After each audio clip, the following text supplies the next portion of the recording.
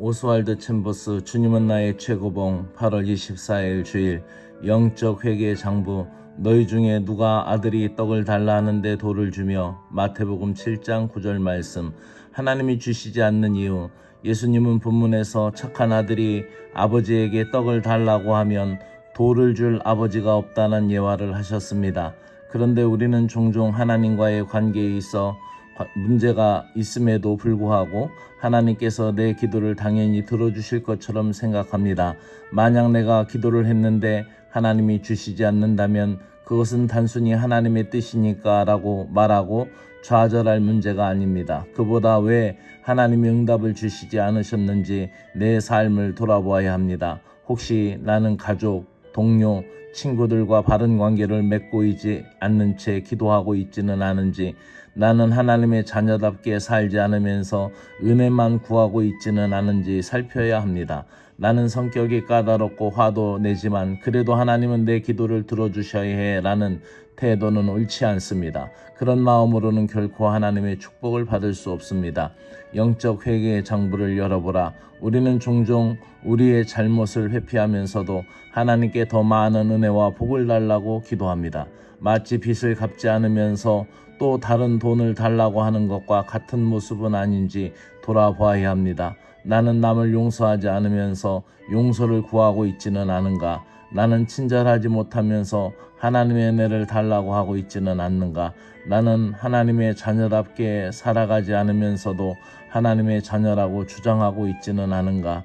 이런 것을 영적 회개 장부처럼 하나씩 들춰보면 하나님께서 왜 내 기도를 응답하지 않으셨는지 분명히 깨닫게 됩니다.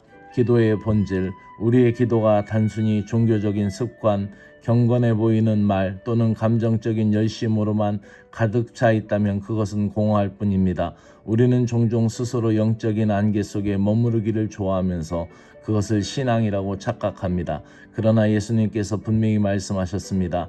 구하는 이마다 받을 것이요. 이 말씀은 모든 사람이 무조건 원하는 것을 받는다는 약속이 아니라 하나님의 자녀답게 빛 가운데 살아가는 사람에게 주어지는 약속입니다.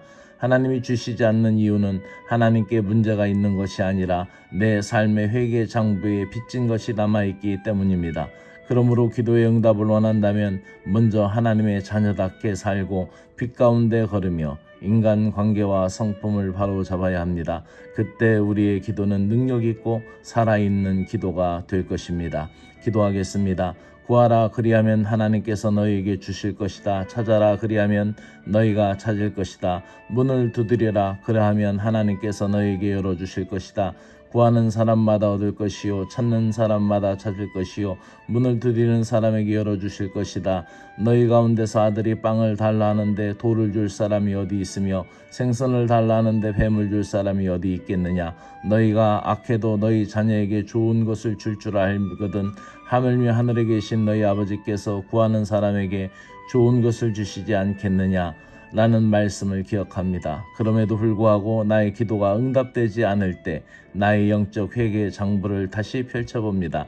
나의 가족과 동료와 친구들과 관계가 깨어진 채 기도하고 있지는 않은지, 남을 용서하지 않으면서 용서를 구하고 있지는 않은지, 하나님의 자녀답게 살지 않으면서 은혜만 구하고 있지는 않은지 나 자신을 살피고 깨닫게 하여 주옵소서. 주님, 나의 성격과 습관, 잘못된 태도와 빚진 관계들을 주님 앞에 내려놓습니다. 스스로 합리화하며 은혜를 구하는 교만을 버리고 빛 가운데 나아가며 하나님의 자녀답게 살아가는 지혜를 주옵소서.